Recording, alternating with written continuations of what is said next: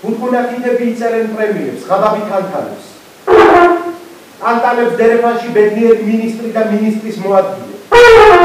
შენ ერთი ორჯერ გაიციე, დაუღრინე, მერე მოვეშვი, მოდუნი თანდათან. უკუსვლით საკვეთი, ფეხი დაგიცდა, ტრაქზე მოჯექი, ზღარხანი მოადგილე. ფაშისტები ირწმუნებიან პირზე დუჟი, მუქარი, ხვეწილი, ხანაც ჩიჩი. რომ ბავშვი თუ შიმშილით კვდება, ესე იგი მშობელი ზარმაცია, ან უბრალოდ ლუზერია, ცხოვრება ასეა მოწყობილი. სასწრაფოდ გინიშნავ დიეტას, არც კეფილი, არც მაწვდი, არც ორწყობილა.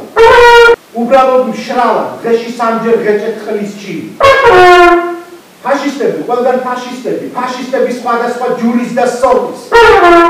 კაბებში, ჩოქებსა და კოსტუმებში, პარლამენტში, სინოდში, ოფისებში, ხელში ბაგით და პირში ფიჩი.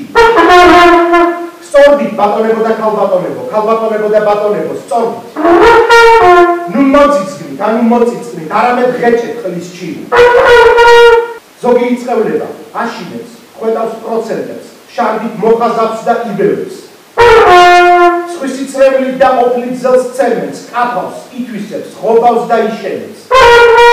მოდარაჯე კაცის თვალი შენიშნავდა მათ მთავარ ხატს, ინდექსს და სიმბოლოს. უყლებრივ ყველა მაგდას თვალებში უკიაფებს დოლარის ნიშანი. არსებობს პიტალო ჭეშმარიტება, მარაზმის კარი ფართოდ თუ განიხუნა. ვერ დაიჭირავს მოვარდნილ მძღნელის ღვარცობს გზა ვიწრო, ვერც ხვეწნა მუდარა და ვეღარც ღლიცინი. მაშასე დადგინდეს, მშიერს პური, უსწავლელს ცოდნა, სხვებს ქეშად მარიხუანა.